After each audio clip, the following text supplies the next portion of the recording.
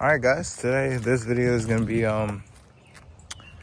tips and some, I'm gonna say like 5 tips on your '05 to say '09 Mustang GTs. So first things first, to start off, these cars are old, and with them being old, on the interior, oh, there's a bug in here. What the heck?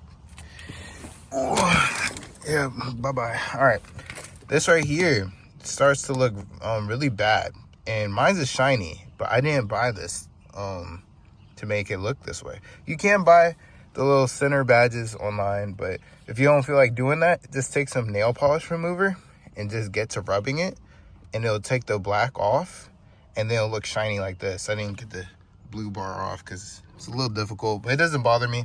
So that's one tip. Let's see.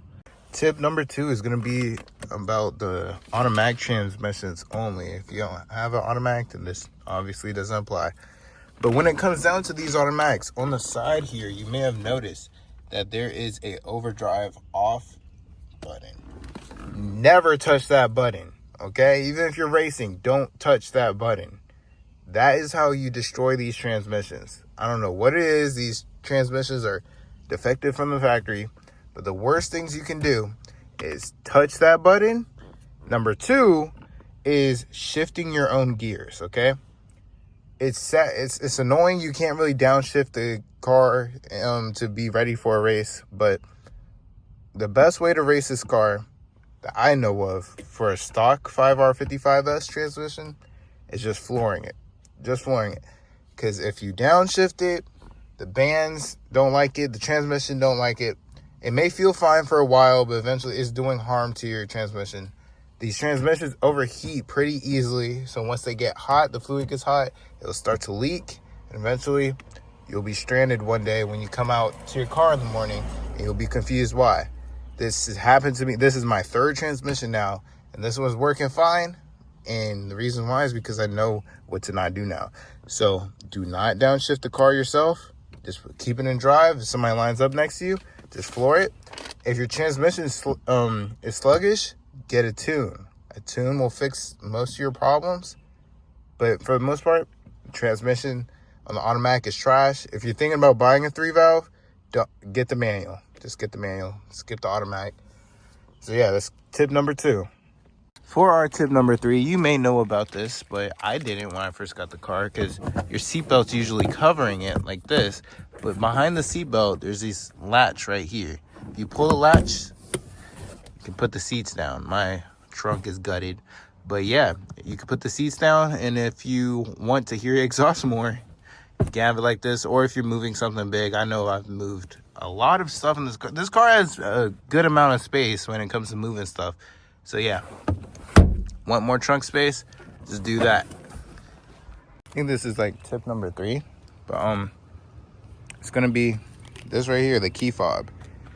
The key fobs on these cars are really, really, really easy to program. All you have to do is buy a key fob, get in the car, close the door, take the driver's key, and turn the accessories on 8 times.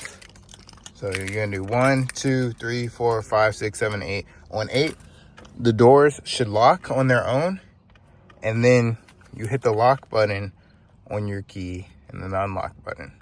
Then lock again, and then you can pull the key out, and your key is programmed. Super easy on these cars. I believe it works all the way up to either 2010s or the '09s. But yeah, super easy. You don't have to go to a dealership and pay their stupid amount of money for them to do this. So yeah.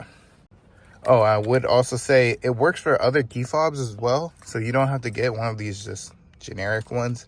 But I didn't really care to get a nice one. I feel like it honestly goes with the car. Like, I don't know, time wise, it wouldn't make sense for me to get a newer looking key fob for an older car. And for number 5, my last tip, when it comes to making this car just more fun to drive, from what I have experienced, is the best is 2 mods, not 1, but the best mods to do to make this car feel night and day different is going to be an intake and a tune. Now everybody will tell you, well, not everybody, but a lot of people will tell you that intake does nothing. Bro, my friend from high school, he almost ran into me, scaring me. But yeah, back to video. Intake in tune is the best thing you could do if you want to feel a difference in performance and sound. Yes, performance and sound. The car is way more aggressive, it revs way faster. If you get a good tune, I recommend going straight to Lido. If you can't go straight to Lido, then a Bama tune will suffice. But yeah, intake, tune. The intake that I recommend is either a JLT Series 3 or an Air Raid. The Roush is okay too, but that's a little expensive. But yeah, they're all good. Personally, I believe the JLT or the Air Raid is best, but they all do the same thing. Other than that, Axleback would be the third thing I would recommend, because these cars sound amazing, but you can't really hear how good they sound stock. So yeah.